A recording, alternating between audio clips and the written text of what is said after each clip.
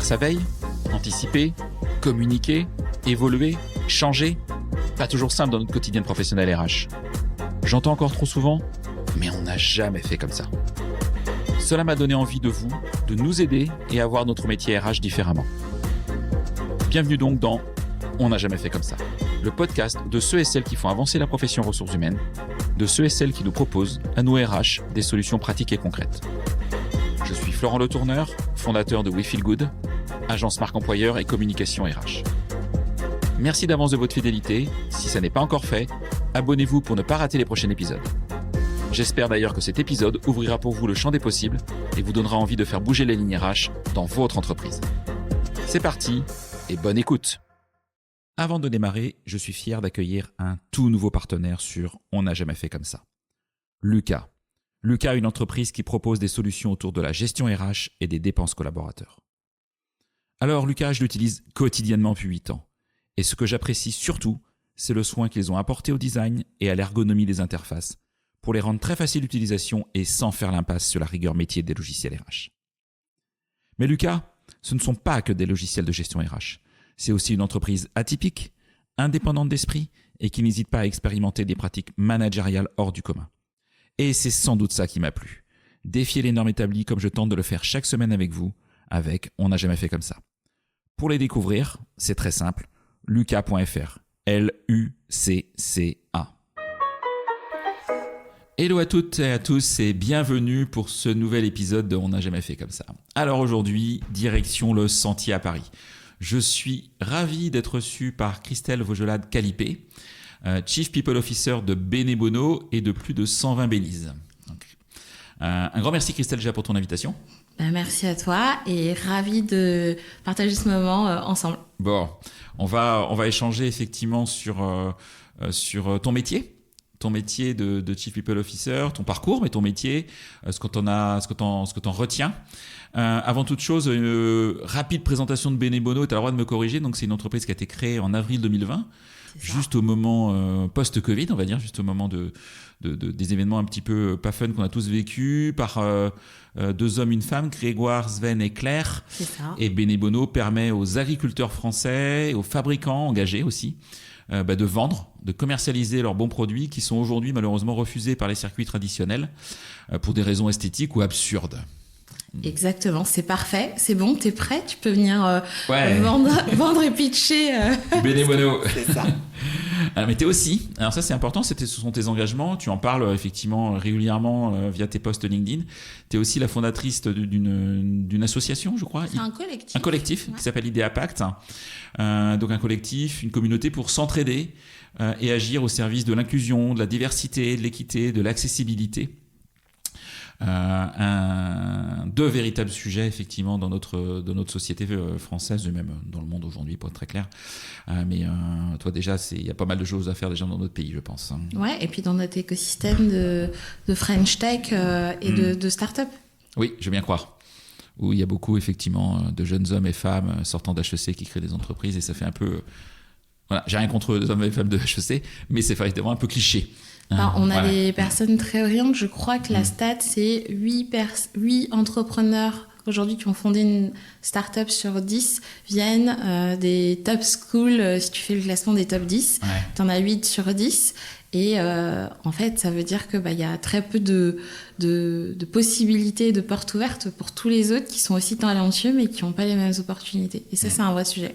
C'est un vrai sujet d'opportunité d'en mais c'est simplement des fois d'être salarié. Tout à fait. Si malheureusement t'es pas né dans le bon quartier, avec la bonne couleur de peau, etc., ça peut rendre le sujet de l'embauche très compliqué.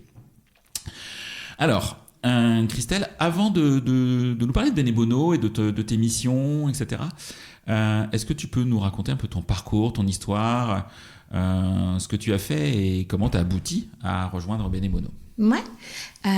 Écoute, moi j'ai 40 ans depuis quelques semaines, ce qui me fait passer à l'ère préhistorique en âge start-up. Tu multiplies par 4. J'ai fait toutes mes armes professionnelles dans la fonction RH. D'abord par le recrutement. Le pourquoi je suis RH, c'est que moi j'aimais bien l'idée de faire partie de la trajectoire de vie des gens. Le travail, en fait, il est quand même au centre de nos vies et finalement recruter quelqu'un, le faire matcher avec un besoin, c'est être vraiment à la croisée des chemins entre porter une stratégie, une mission d'une entreprise qu'on a envie de voir prospérer et à la fois des gens qui permettent de réaliser cette strate. Et donc c'est pour ça que j'aimais beaucoup l'idée de recruter et donc d'être partenaire de cette trajectoire. Quand j'étais petite, je voulais devenir avocate. Okay. Et je trouve que dans le job de recruteur et aussi de RH, il y a l'idée de défendre les gens. Donc des fois, c'est défendre les salariés, des fois, c'est défendre l'entreprise. Et c'est un équilibre qui est très ténu. Ça permet de défendre un candidat. Ça permet de défendre un candidat. Et c'est comme ça, en fait, que j'ai commencé. J'ai monté les échelons un à un. J'ai eu des fonctions très opérationnelles. Et puis petit à petit, j'ai pris du galon. Sur 15 ans d'expérience, j'en ai passé la moitié dans le digital et dans les startups, ce qui, je pense, me fait de moi maintenant une RH de la French Tech. Oh là, attends, j'ai plein de questions. Je t'interromps, je me permets de t'interrompre, Christelle. Déjà, je reviens sur ta volonté, jeune, d'être avocate. Du coup, tu as fait des études juridiques ou pas du tout? Pas du tout. Non. Pas du tout. Alors moi, j'ai eu un cursus en 2 parties. J'avais fait une licence assez généraliste à l'université gestion des entreprises, management, un peu dans l'idée de me laisser un champ un peu libre d'explorer. J'ai commencé à travailler et je me suis aperçue que dans notre beau pays, on aime beaucoup les diplômes. Et on m'a dit, en fait, si t'as pas de master, t'auras jamais de fonction cadre et tu vas stagner, ce que je trouvais hyper révoltant. Donc pendant que je travaillais à l'époque, j'ai travaillé à l'ESSEC. Donc j'étais en plein dans... j'étais salariée de l'ESSEC, mais dans une top school française. Ouais. Et j'ai bien compris qu'en fait, il y avait vraiment 2 catégories de gens. Les gens qui avaient fait les bonnes écoles et qui avaient le droit d'avoir des belles trajectoires de carrière et les autres. La France d'en bas. Et à ce moment-là, j'ai repris un master au CNAM en RH. Et en fait, ça m'a débloqué effectivement des opportunités que j'aurais jamais eues. Et c'est assez triste de se dire que tu as besoin de ce sésame-là. Et donc, c'est comme ça que j'ai commencé à avoir des responsabilités et petit à petit atterrir à ma position de RH aujourd'hui. Ok, très bien. Et par rapport à ce que tu disais aussi, deuxième question que j'ai, deuxième réflexion, grosso modo, tu as fait la moitié de ta vie professionnelle RH hors monde de la tech, de la start-up, etc., de la French Tech. L'autre moitié dedans, tu y es toujours. C'est du hasard. Est-ce que tu as voulu vraiment rentrer dans cet écosystème French Tech ? Est-ce que tu t'es dit, waouh, là, il y a des entreprises où il y a tout à faire en RH qui partent des fois from scratch, de zéro, et ça te motivait. Qu'est-ce qui s'est passé dans ta tête pour aller dans cet environnement, en tout cas ? La première fois que j'ai rejoint une entreprise de la French Tech, c'était WeThings qui fait des objets connectés santé. Je trouvais que la mission était topissime. En fait, l'idée, c'est de pouvoir... se préserver sa santé en ayant des objets de l'IoT, de l'Internet of Things, pour aider les gens à prendre soin d'eux. Et j'adorais la mission de la boîte. Il y avait un poste à l'époque de généraliste RH. Et c'est comme ça, en fait, que je suis tombée dans le bain. Et ensuite, c'était plus voulu parce que une fois que je suis entrée dans l'écosystème, ce qui m'a vraiment intéressée, c'est que ça va vite. On apprend beaucoup et moi j'ai vraiment cette appétence à toujours apprendre, remettre en cause le statu quo. Et je crois que ce sont des boîtes où quand tu performes, en fait, tu as le droit à ta chance une fois que tu y es. Mais il faut y rentrer, donc c'est un sujet aussi d'inclusion.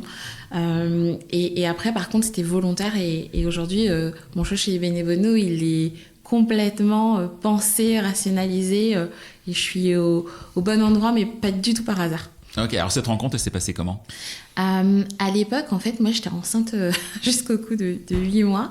Et c'est Sven qui m'a contactée, qui m'a dit, on cherche notre première RH. Je lui ai dit, Alors, mauvais timing. Je vais accoucher d'une minute à l'autre, d'un jour à l'autre. Il me dit, c'est pas grave, on se parle. Et je suis vraiment tombée amoureuse du projet et de l'équipe. Et j'arrivais aussi à la fin de mon chemin pour le groupe Litchi. J'étais à la fois RH chez Litchi et Mangopay. Et voilà... bim, là, je me suis dit, allez, après mon congé maternité, ce sera ma nouvelle étape. Ils m'ont attendu et me voici. Ouais, donc preuve de maturité déjà, de t'attendre et de prendre le temps effectivement de t'accueillir dans de bonnes conditions. Et ça, très bon signal ouais. que la grossesse ne soit pas un frein au fait qu'ils examinent ma candidature et au fait que je sois la finaliste, celle qu'ils choisissent. Très clair. Bon sujet. Hein. En tant qu'ancien patron de cabinet de recrutement, je peux te dire que j'en ai vu des vertes et des pas mûres sur le sujet et des fois des réflexions de clients sur des profils, malheureusement. Là, ça fait combien d'années que tu es chez Benimono ? Ça va faire 2 ans en octobre. 2 ans, ok. Ouais. L'entreprise a grandi, a fortement grandi.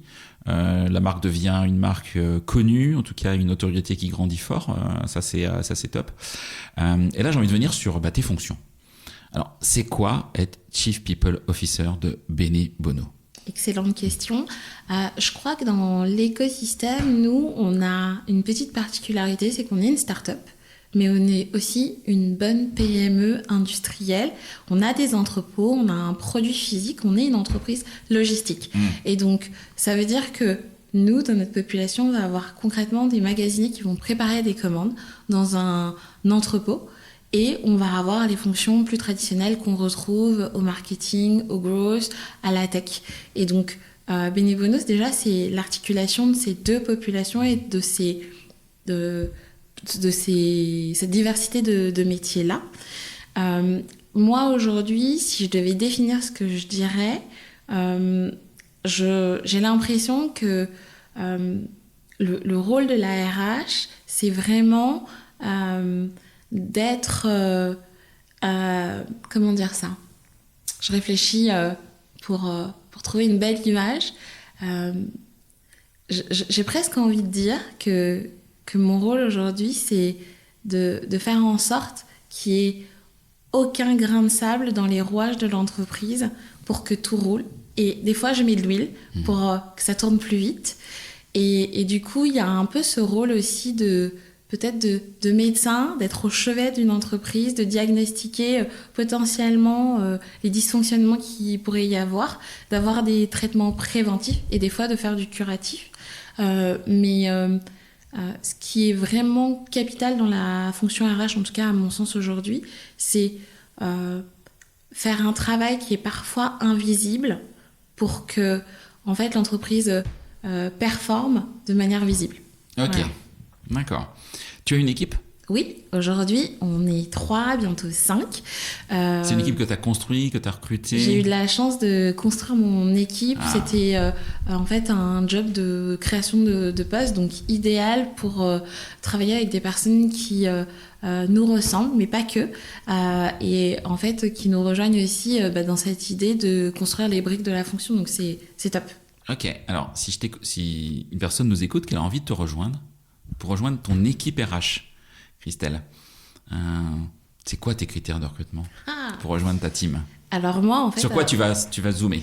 C'est une des premières briques qu'on a construit dans la stratégie RH, c'est celle du recrutement. Parce que quand je suis arrivée, on était une trentaine, aujourd'hui on est 120. Et donc, avec mon expérience de builder de la fonction RH, ça fait la 2e fois que je fais ça. Je sais que des fois, il faut prendre vraiment les verticales une par une et les faire à fond, les faire à bien. Et donc, du coup, on a commencé par le recrutement. Et dès que j'ouvre un poste, je me demande, en fait, c'est quoi la mission de cette personne-là ? C'est quoi les KPI, les métriques qui vont me permettre de me dire que, en fait, la personne, elle performe à ce poste-là. Et à partir de là, on fait une scorecard. De cette scorecard, on a des compétences cibles, on a des questions d'un entretien structuré. Je pose toujours les mêmes questions aux personnes. Donc, en fait, j'ai presque envie de répondre. Il y a aujourd'hui aucun critère subjectif qui va faire que je vais flasher sur une personne ou une autre. Ça va être vraiment compétence, alignement avec le projet et répondre aux besoins. Ok, donc tu es une adepte de la méthode de l'école du recrutement Nicolas Galita & Co. Exactement, Nicolas, si tu nous entends. Je pense qu'on est ambassadeur de l'entretien structuré, des méthodes de recrutement rationnel. Et nous, on a vraiment onboardé nos hiring managers aussi pour qu'ils adoptent cette méthode. On est encore en conduite du changement parce que c'est un projet de long cours, mais je ne crois pas du tout au recrutement au feeling. Je pense que quand tu recrutes au feeling, en fait, tu recrutes soit des gens qui te ressemblent, soit des gens où tu fais un peu la roulette russe du recrutement. Des fois ça marche, des fois ça foire, mais en tout cas c'est pas la philosophie que j'ai envie de déployer chez Benebono. Et du coup, les futurs managers Benebono que tu peux recruter à l'externe, il y en a peut-être qui évoluent en interne, j'imagine, mais il y en a aussi peut-être que tu recrutes à l'externe, qui peut-être pour certains n'ont jamais vécu un entretien structuré, ont fait des recrutements... voilà, avec la conclusion je le sens bien ou je le sens pas bien, enfin voilà, très très court, et qui sont recrutés par un entretien structuré avec une méthodologie digne de ce nom. Ça peut les surprendre, j'imagine, dans l'entretien. Et du coup, quand ils te rejoignent, quand ils rejoignent Benebono, quand ils rejoignent votre équipe, vous les accompagnez, vous les formez aussi à réaliser ce type d'entretien. Tout à fait. On a réalisé donc des templates de modèles de scorecard. On a animé des masterclass sur la manière dont on voulait recruter. On a créé en fait un playbook pour les managers et donc le recrutement fait partie de ce playbook des managers. On est encore en train de construire des contenus faits maison pour les onboarder. Quand on lance un poste, en fait, on dit pas de bras, pas de chocolat, pas de scorecard, pas de recrutement ouvert. On a construit une banque de questions pour leur dire, en fait, des compétences cibles. Voici les questions que tu peux poser. Celles que tu ne peux pas poser, j'imagine aussi. Celles que tu peux pas poser également. Et on les accompagne tout au long du processus. Donc, vraiment, on a mis beaucoup de soins avec Laure à construire ce process de recrutement. Ok. Alors moi, j'ai envie de zoomer sur un sujet spécifique, parce que je pense qu'on pourrait parler de la culture. On va peut-être reparler d'ailleurs, tu peux en parler de la culture de Benebono et de tout ce que tu as mis en place. Mais quand on a préparé ensemble cet épisode, on a voulu mettre un accent particulier sur peut-être les erreurs. Les erreurs qu'on réalise tous dans la fonction RH. J'en ai réalisé, t'en as réalisé forcément, malheureusement, ou des fois ça nous fait grandir, très concrètement. Et puis surtout, quelles influences ont eu ces erreurs sur ton management, ta manière de travailler, ta manière d'être une professionnelle des RH aujourd'hui. Est-ce que tu aurais déjà pour commencer, de manière très concrète, 2-3 erreurs que tu te dis, tiens, je sais que je peux en parler, il y a prescription, personne me jettera la pierre. Et puis qu'est-ce que tu en as retenu surtout, voilà. Ouais, je pense que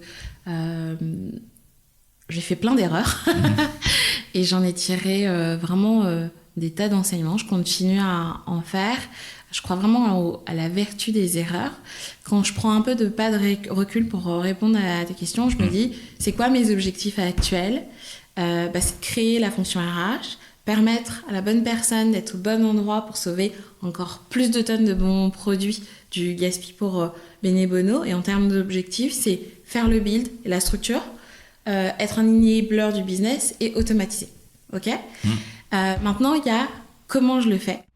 Et si encore une fois, j'ai cette rétrospective, je pense que la première erreur que moi j'ai faite quand j'ai eu des fonctions de senior RH et ensuite de responsable RH, c'était mon positionnement. Accepter la petite part du gâteau qu'on voulait bien me donner, dire oui souvent, ne pas être là dans les discussions qui comptent, ne pas s'imposer et des fois devoir exécuter des choses qui n'ont aucun sens et pas challenger le ou la CEO. Je pense que ça vient de plusieurs choses. Ça vient d'un syndrome de l'impostrice qu'ont souvent les femmes, je pense, dans une société patriarcale. Je pense aussi que ça vient de la place de la fonction RH, qui était une fonction très administrative. Et je pense aussi que ça vient du mindset de la culture d'entreprise et où tu tombes. Et est-ce que oui ou non, en fait, tu partages cette vision de ce que tu as envie de construire en RH avec les fondateurs, les dirigeants. Et quand c'est pas le cas, ou en tout cas quand tu n'as pas interrogé ça suffisamment dans toi, ton process de recrutement, quand tu rejoignais la boîte, tu te retrouves des fois à être dans un trou de souris et à faire avec les contraintes que tu as. Et une de mes erreurs, c'est de croire que cette petite part du gâteau, elle était suffisante pour bien faire mon travail. En fait, je suis convaincue que si tu ne connais pas les drivers business de ton entreprise, si tu n'as pas une place dans ces discussions importantes, en fait, ce que tu fais, tu le fais mais avec plein d'angles morts et tu mets pas forcément ton énergie au bon endroit. Et d'ailleurs, en rejoignant Beignet Bono, c'était un de mes critères absolus. Est-ce que la RH, elle a sa place dans le drive, dans la conduite de l'entreprise, oui ou non? Et c'était vraiment catégorique. Si c'est pas le cas, en fait, ça veut dire que je vais pas bien faire mon boulot, donc je ne le ferai plus. Et je crois qu'aussi, souvent, avec ce manque de légitimité, on n'ose pas dire les choses. Et le rôle de la RH, à mon sens, c'est aussi d'être ce garde-fou, de dire, attends, en fait, je te parlais du médecin au chevet, il y a ce dysfonctionnement-là, il y a ce manager qui rapporte peut-être 10% du chiffre d'affaires, mais il est toxique. En fait, c'est pas possible. Et de se dire, en fait, c'est no-go. Et poser comme ça des lignes rouges. Et par le passé, j'ai pas toujours su le faire, m'imposer et imposer cette droiture. Et maintenant, je suis capable de le faire aussi parce que j'ai quelques petites cicatrices, quelques moments où on se sent pas fier de ce qu'on fait et on se regarde dans le miroir pas tout à fait de la manière la plus, je dirais, positive. Et je le ferai plus. Et pour autant, ça veut pas dire qu'il faut... Enfin, c'est le monde des bisounours, c'est que je suis pas prête à prendre des décisions difficiles, mais par contre, je veux le faire bien, avec une éthique. Donc, vraiment, première erreur, positionnement de la RH. J'aime beaucoup l'expression anglaise « a seat at a table ». Et en fait, c'est ça. En fait, la RH, il faut qu'elle ait sa chaise à la table des décisions d'une entreprise. Et si je regarde aussi un peu en arrière, moi pendant longtemps je pensais qu'il fallait travailler, cravacher et attendre que la reconnaissance elle vienne toute seule, parce qu'en fait on faisait ce qu'on disait, on atteignait nos objectifs et en fait tu te rends souvent compte que la reconnaissance elle vient pas. En fait faut savoir faire et faire savoir, faut vraiment être un ambassadeur et savoir rayonner, surcommuniquer sur l'impact que tu as et sur ses actions. Et moi, je le faisais pas pendant longtemps. Et malheureusement, j'étais frustrée parce que je me disais, je comprends pas. En fait, je bosse dur, je fais ce qu'on me dit de faire, je suis le bon petit soldat. Et en fait, à la fin, c'est pas toi qui es promu, c'est pas toi qui as la promotion, c'est pas toi qui es valorisé. Et tu te dis, mais mince... pourquoi? Et donc ça, c'est quelque chose que je prends le temps maintenant de faire. Je réalise mes objectifs et les attendus sur mon poste, mais je prends aussi le temps de me poser et aussi de m'envoyer des fleurs, de m'auto-congratuler et de le faire savoir et de démontrer l'impact que ça a sur l'entreprise. Je pense aussi que j'ai mis énormément de temps à rentrer dans des communautés, à former un réseau. Et ça, si je devais revenir en arrière et rembobiner, c'est un truc que je ferais beaucoup plus tôt. T'apprends tellement des gens, tu t'inspires tellement des pratiques et en fait aussi tu te sens moins seul parce que la fonction RH c'est une fonction où on est souvent isolé, c'est une boîte noire, t'as accès à des informations confidentielles, quand il y a des décisions difficiles en fait tu fais partie des happy few qui sont au courant et en fait, le fait d'avoir une communauté RH autour de soi, de pairs, ça m'a permis, moi, de vraiment grandir dans ma pratique RH à un niveau, je pense, considérable que si j'étais restée toute seule dans mon bureau. Et une des dernières erreurs, en tout cas des choses qui me viennent comme ça, c'est ne pas se former. En fait, on accompagne les gens à se développer, à avoir des opportunités, des mobilités, et souvent on s'oublie.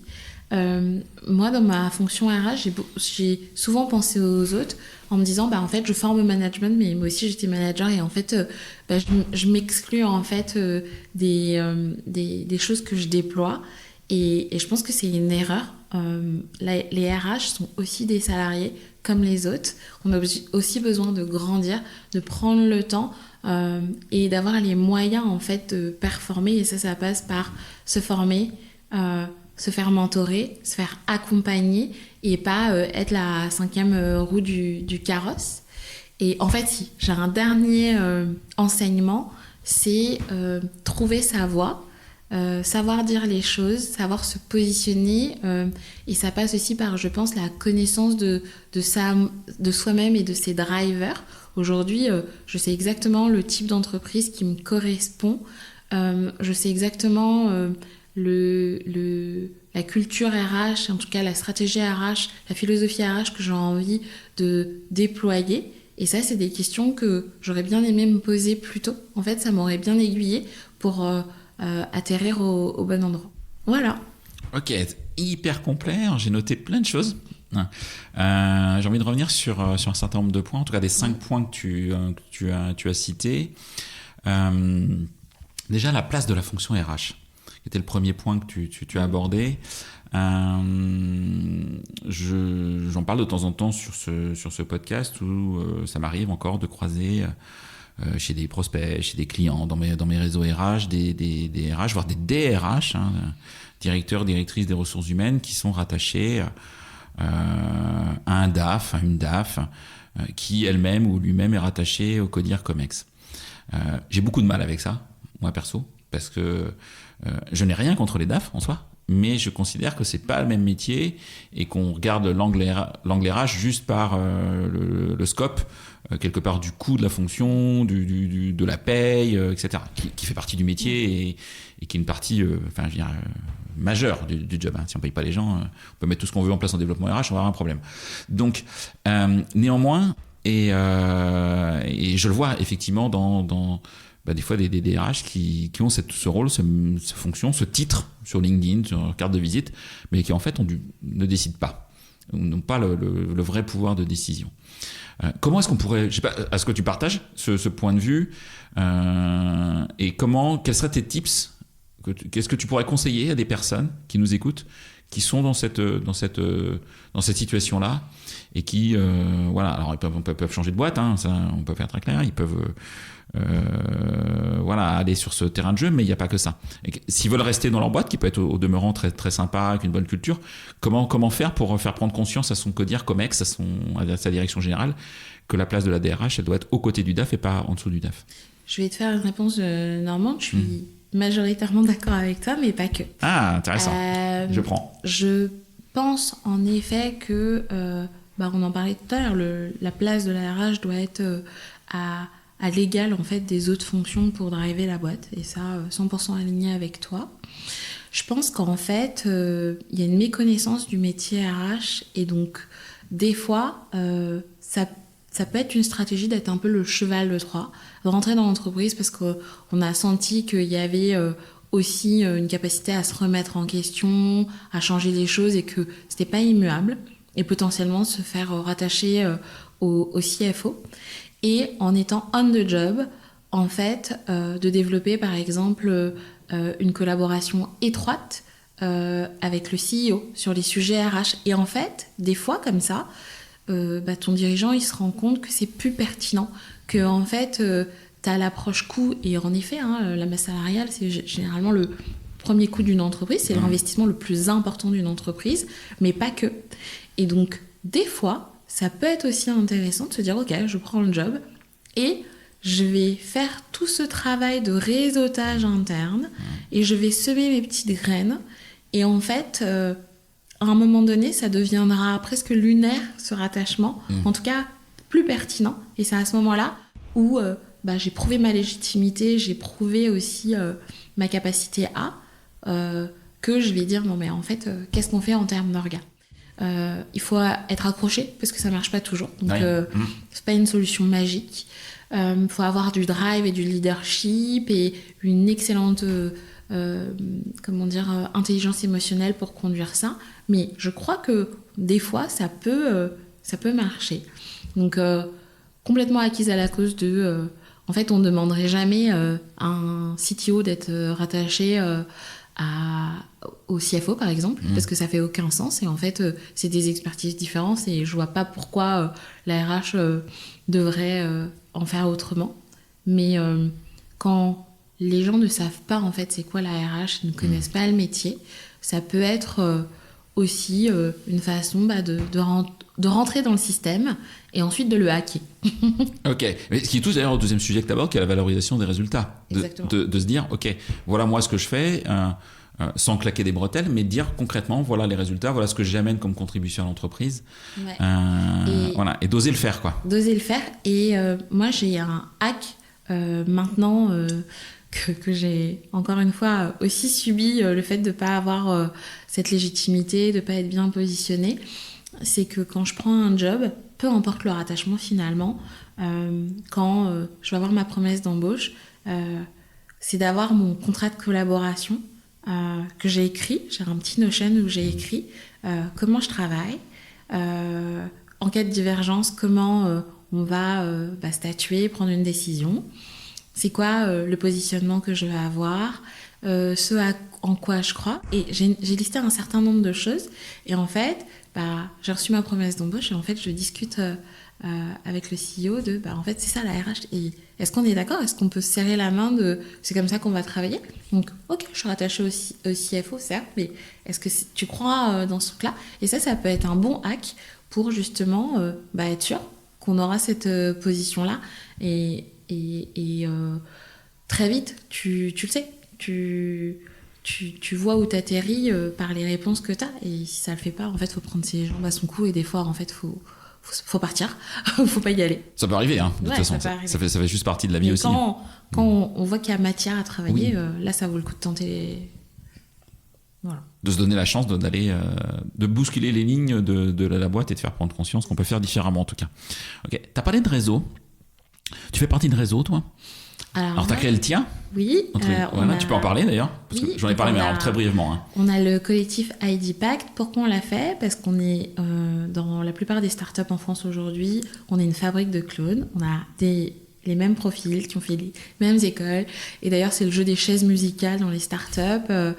T'étais là, après, tu passes à l'autre. Je ne vais pas citer de nom, mais vraiment, on a ce truc-là. Et nous, on a une approche dans le collectif qui est très pragmatique. C'est des actions concrètes qui vont nous permettre, dans toutes les entreprises dans lesquelles on va, de pouvoir avoir ce qu'on appelle, nous, un socle qui permet d'agir en faveur de la diversité. C'est 7 engagements hyper concrets. Sensibiliser sur l'importance de la diversité, piloter la diversité en la mesurant, en fixant des objectifs. Avant qu'on branche le micro, on parlait de Mixity comme outil qui permet de faire ça. En fait, si tu mesures pas l'état de ta diversité, tu peux pas en fait savoir quels sont les chantiers que tu dois adresser. Former les managers et les équipes aux bonnes pratiques. Mettre en place un dispositif d'alerte. Il se passe quoi si demain il y a quelqu'un qui fait une blague sexiste, raciste, homophobe? Qu'est-ce qui se passe? Instaurer le recrutement par compétences. On parlait des entretiens structurés pour pouvoir toucher des personnes d'horizons différents. Donc créer un parcours de recrutement non discriminant qui est communiqué aux candidats et construire un système de rémunération équitable, rationalisé. Et donc ça, c'est 7 engagements. Et ça, pour nous, c'est les fondations d'une stratégie diversité-inclusion qu'on a pour mission de déployer dans toutes les entreprises pour les DRH du collectif. Et donc, on anime des petits déjeuners et des rendez-vous autour de ces thèmes-là, un par un, et avec des sujets très pratico-pratiques de comment on le fait. Et on s'aide les uns et les autres et on s'inspire des pratiques, on se partage vraiment, la matière pour le faire. Ok. Je suis DRH, je peux rejoindre ce collectif? C'est simple. Tout le monde peut nous rejoindre. Il y a un engagement, c'est celui d'agir concrètement et donc de décliner les engagements que les 7 engagements que je viens de te présenter. Dans son organisation. Dans son organisation, généralement, on dit qu'il faut 1 an pour le faire. En vrai, on est un collectif où, on est... C'est pas coercitif, Nous, on a envie d'agir de manière vertueuse. Si c'est 1 an et demi, c'est OK. Mais en tout cas, on veut que ça avance. Et c'est quoi ta plus belle réussite avec ce collectif? Tu peux citer, si tu as envie de citer le nom d'un RH ou d'une entreprise qui vous a rejoint et qui a vraiment pris ces 12 mois, peut-être ces 18, mais en tout cas, qui a pris ce temps et qui a vraiment cranté. Et vous dites, avec du recul, chouette quoi. Moi je vois, c'est difficile dans. C'est pas facile, mais voilà. Ouais. Mais moi je vois déjà je n'imaginais pas en fait qu'il y aurait un drive pareil de DRH qui serait investi pour le faire. Et là, on parlait du réseau, en fait, moi ça m'a donné des pairs RH qui m'aident à grandir, qui m'accompagnent, qui sont hyper inspirants, et une vraie communauté soudée. Il y a dans les personnes que j'aime beaucoup du collectif, il y a Caroline Chavier de The Alliance, qui est un cabinet de recrutement qui recrute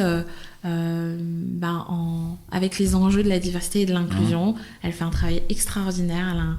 Elle a vraiment un leadership hyper inspirant sur ces questions-là, et son cabinet, en fait, dans sa mission d'aider des personnes qui sont moins incluses. Pour moi, elle est très noble, et donc voilà, je salue son travail.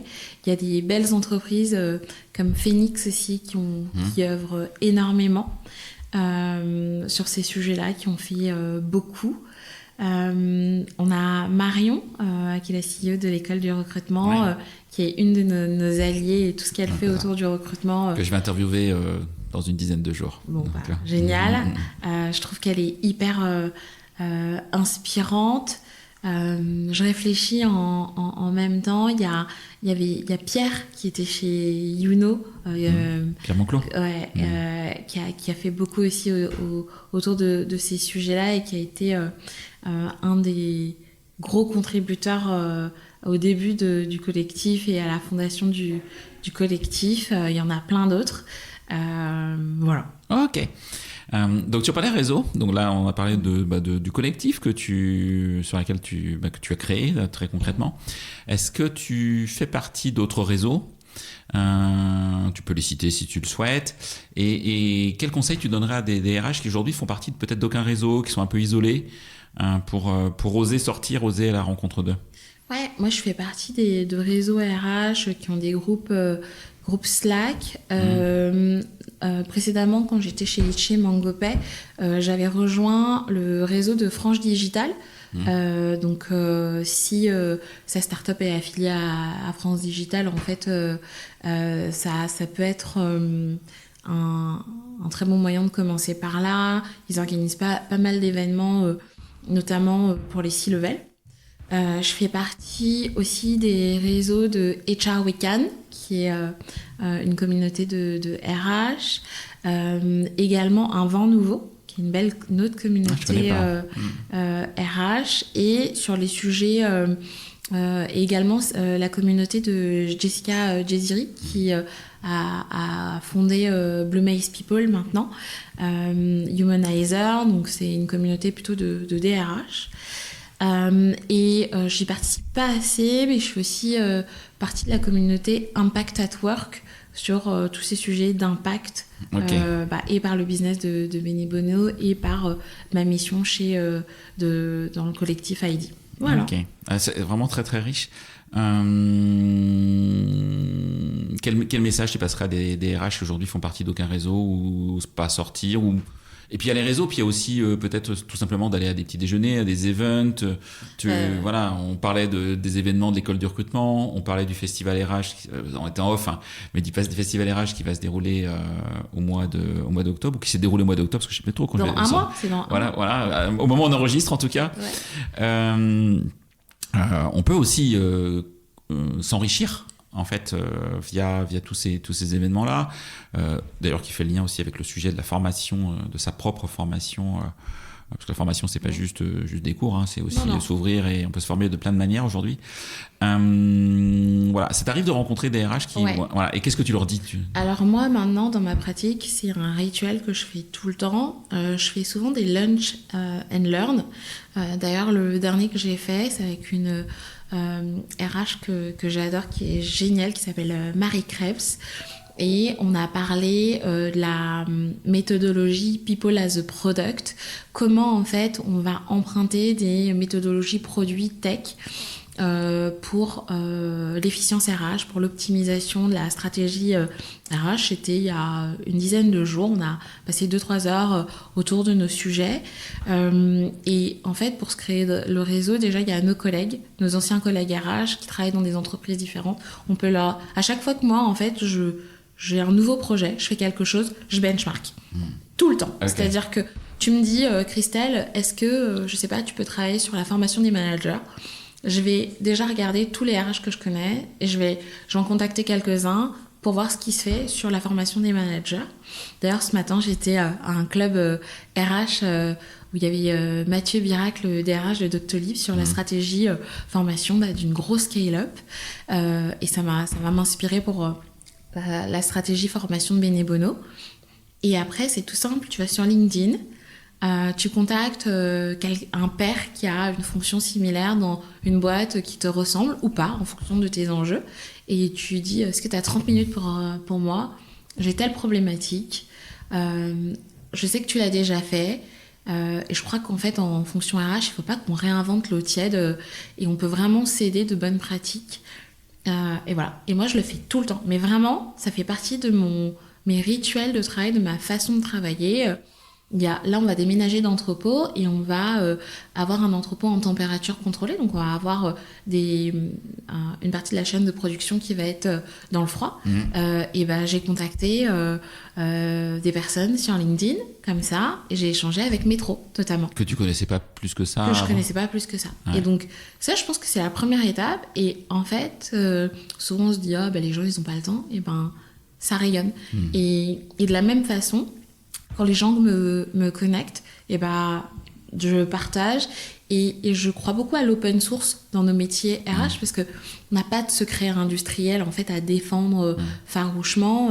Si demain je montre ma stratégie de formation des managers chez Benebono, en fait potentiellement ça enlève aucun avantage concurrentiel à la marque et donc on a tout intérêt à le faire.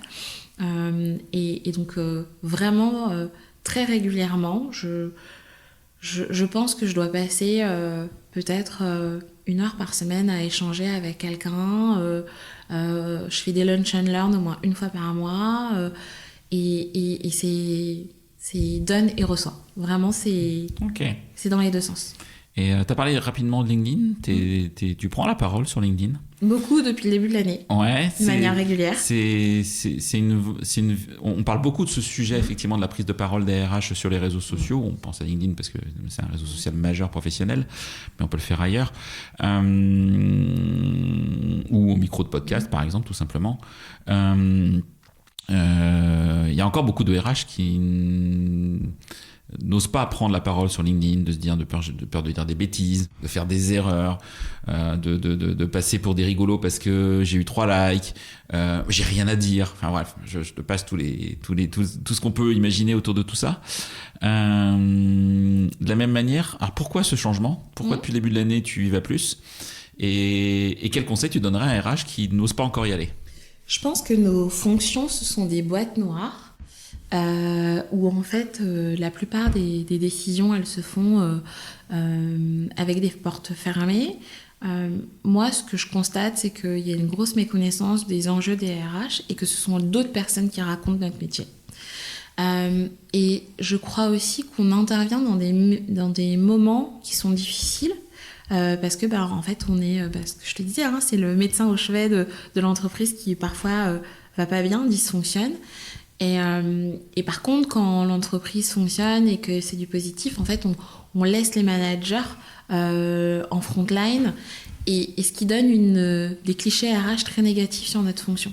Et en fait, si on n'explique pas ces enjeux, en fait, c'est les autres qui nous racontent. Donc c'est un peu aussi ça qui fait que moi, j'ai envie de prendre la parole et de démystifier.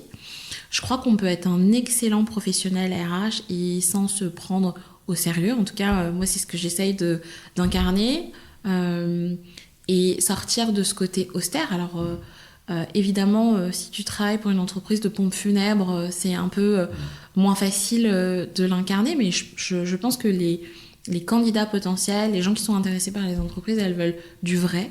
Et donc, c'était aussi raconter Benebono, les coulisses, ce qu'on est en train de construire, et justement peut-être casser ces clichés sur la fonction RH. Et moi, personnellement, j'avais envie d'incarner dans ma marque personnelle des sujets dont on parle peu, en fait, qui sont des sujets de minorité et qui sont des vrais sujets qui touchent au travail et dont personne ne parle. Et sur la charge raciale, le racisme, les inégalités, etc., etc., dans un LinkedIn où c'est un culte de l'entrepreneur qui gagne le SMIC LinkedIn 10K par mois, où les gens te racontent leur success story et ont un excellent parcours académique, font partie des catégories les plus favorisées, etc. Et en fait, on oublie tout un pan des professionnels qui travaillent, et je crois que Bénébono, c'est aussi ça. C'est le cœur du réacteur, c'est l'entrepôt. S'il n'y a pas de préparateur qui prépare les commandes, il n'y a pas de Bénébono. Et donc, c'est aussi... et moi, ça me touche particulièrement parce que moi, je suis une transclasse sur des milieux hyper modestes. Aujourd'hui, j'ai la chance d'avoir une belle carrière et je suis DRH et j'en suis hyper fière. Mais je vois les deux mondes. Et donc, du coup, moi, j'avais envie d'appuyer un peu sur ces sujets et de les mettre en avant parce qu'on n'en parle pas assez. Voilà. Ok, c'est extrêmement clair. Tu t'es formé à LinkedIn ? Tu parlais de ne pas se former tout à l'heure, le risque de ne pas se former en tout cas. Est-ce que tu t'es formé ou est-ce que globalement tu y allais en auto-formation, tu as téléchargé des livres blancs, t'écoutais des podcasts, j'en sais rien, ou tu t'es dit j'y vais et puis on verra ? Alors, j'ai toujours écrit, mais de manière... C'est toi qui écris, hein ? J'écris tout, de manière hyper irrégulière. Et au début de l'année, après une conversation avec ma sœur, justement, on parlait d'une situation... Ma sœur est aussi RH. On parlait d'une situation RH avec des faits de racisme. Et en fait, elle m'a dit, mais en fait, tu vois, ces sujets-là, on n'en parle jamais. Tu lis pas d'articles et je lui ai dit mais en fait moi j'ai envie de parler de ces sujets-là, j'ai envie de parler du fait que quand t'es une femme noire, la plupart du temps quand tu vas à un entretien, tu te lisses les cheveux, tu te fais un chignon parce que si tu vas avec tes cheveux crépus, il y a une perception d'être non professionnelle. Par exemple, j'avais fait un post où Michelle Obama, qui est quand même tu vois, ex-première dame des États-Unis, qui avait dit que pendant tout le mandat présidentiel de son mari, les gens le scrutaient tellement qu'elle avait choisi de se lisser les cheveux. Et dans une interview, elle dit oui, je me suis dit que j'allais avoir des cheveux lisses et que peut-être on allait passer la réforme de la sécurité sociale aux États-Unis, qui est un gros sujet. Donc c'est dire l'importance de ces sujets qui sont tus. Et donc c'est comme ça. Et j'intervenais de manière très irrégulière et j'écoutais plein de podcasts. J'ai regardé aussi ce que faisaient d'autres DRH dans la prise de parole, comme Pierre Monclos, comme Jessica Jeziri, comme Léo Bernard, Élise Cointet, enfin vraiment les figures de proue de la fonction RH qui m'ont beaucoup inspirée. Et au début de l'année, j'ai participé au bootcamp RH de Maud Grenier. D'accord.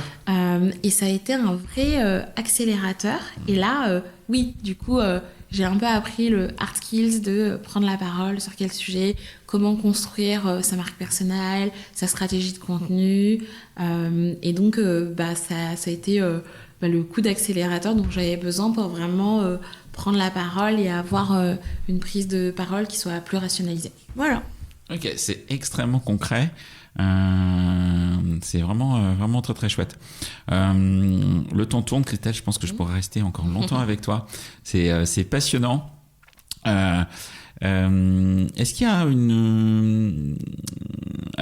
la question que j'aurais, c'est... Puisque tu as donné effectivement quelque part 5 conseils à des RH pour, en capitalisant sur ton histoire, ton parcours, tes erreurs. J'ai envie de zoomer sur les jeunes RH aujourd'hui. J'ai envie de devenir un professionnel RH ou j'ai envie de me réorienter dans la fonction RH ou je débute mon alternance dans la fonction RH. Quel conseil tu donnerais à quelqu'un qui se lance dans le métier, quel que soit son âge et son parcours avant ? avoir la plus grande variété de sources d'informations. On a trop de chance, et d'ailleurs on a une infobésité de l'information comme jamais on en a eu. Tu vois, moi j'ai 15 ans d'expérience. Au début de ma carrière, il n'y avait pas autant de contenu, donc je dirais vraiment premier conseil, c'est faire sa veille, apprendre tout le temps, challenger le statu quo, c'est comme ça qu'on grandit.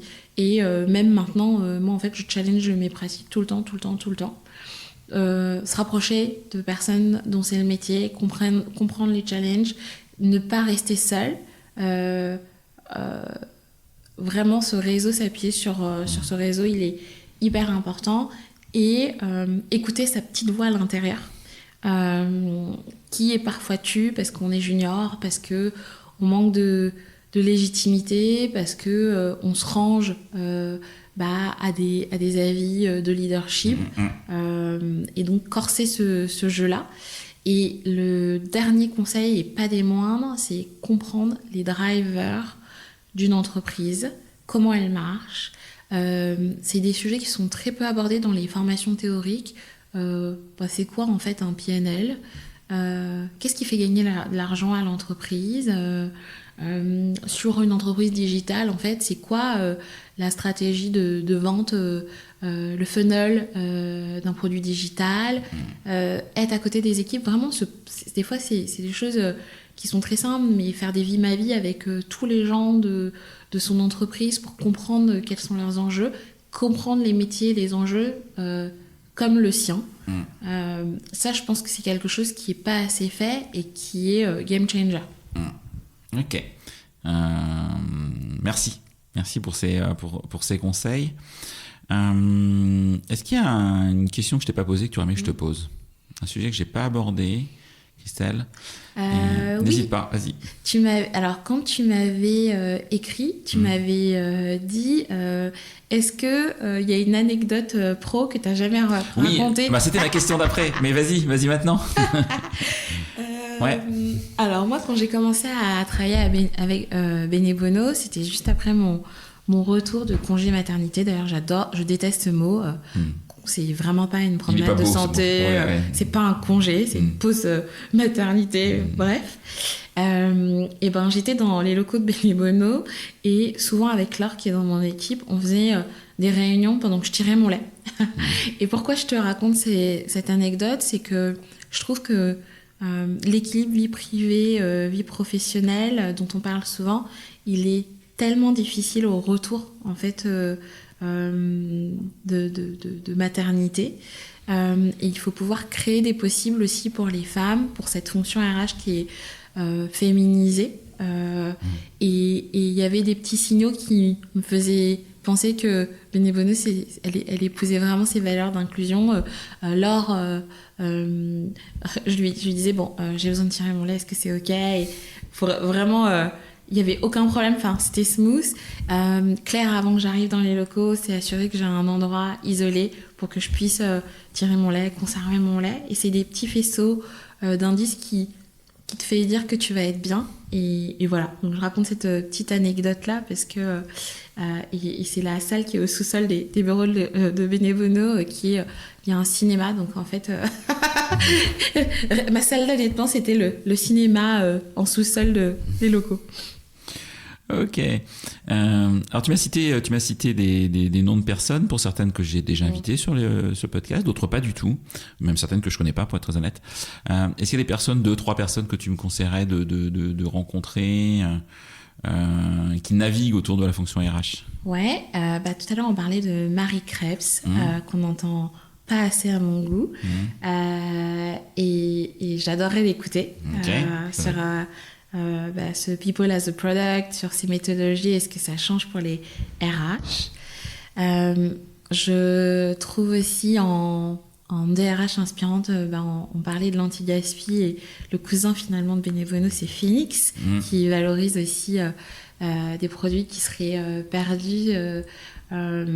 Et j'adore Pauline Barnoin, donc on l'entend pas assez, c'est une femme géniale. Ok, très clair. Est-ce que tu écoutes des podcasts ? J'écoute beaucoup de podcasts RH, management, en grande majorité, genre 99%. T'en aurais 2-3 que tu nous conseilles Le tien, déjà. Non, mais ça compte pas. Mais au-delà du mien, 2-3 où tu te dis, voilà, tiens, ça vraiment, j'apprends des choses. Ouais. J'apprends des choses, je découvre des choses. J'aime beaucoup le podcast Yaniro. Oui. D'Alexis. D'Alexis, ouais, qui est vraiment intéressant. Je trouve qu'il est topissime. C'est, je pense, il n'y a pas un épisode où je me suis dit, tiens, idée pour plus tard, boîte à idées. Vraiment très, très, très bon.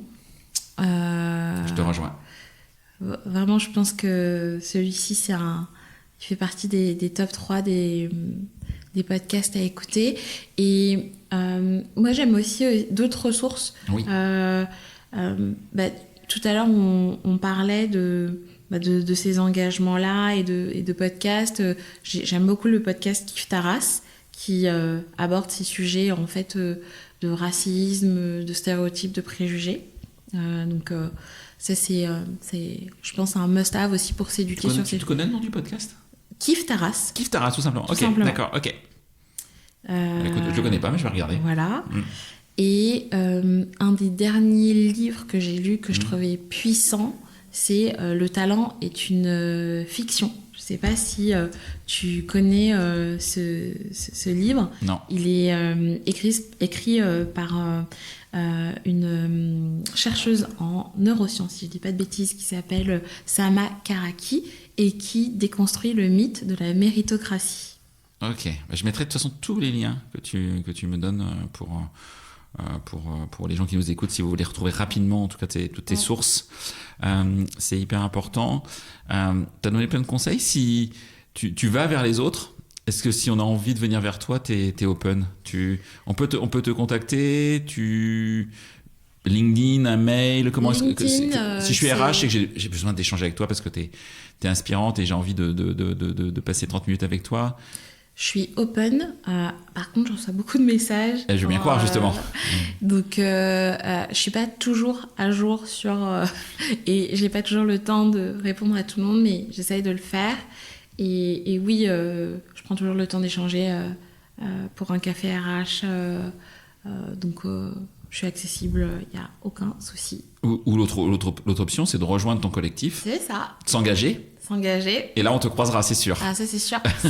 Si on a des RH, des DRH qui nous écoutent et qui ont envie de rejoindre ID Pact, on a une petite page LinkedIn, justement. Il suffit de nous écrire et on les accueillera avec grand plaisir. Ouais, de la même manière, je mettrai tous les liens, évidemment. Ok. Vraiment un grand merci, Christelle. Un grand merci pour ton accueil, pour ta disponibilité, pour tes conseils qui sont très riches.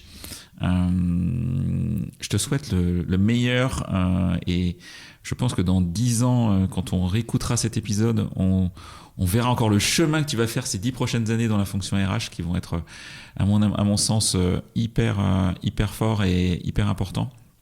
Donc, bravo pour tout ce que tu fais et un grand merci encore une nouvelle fois pour ton accueil. Merci pour l'invitation, c'était génial d'être à tes côtés ces quelques minutes. Je t'en prie. Merci à tout le monde, à bientôt pour un nouvel épisode de On n'a jamais fait comme ça la semaine prochaine. C'est terminé pour ce bel épisode. Merci de l'avoir suivi en entier. Pour ne pas rater le prochain, d'ailleurs je prépare plein de chouettes entretiens pour ces prochaines semaines, abonnez-vous à On n'a jamais fait comme ça. C'est le bouton suivre sur Apple Podcast ou s'abonner simplement sur Spotify.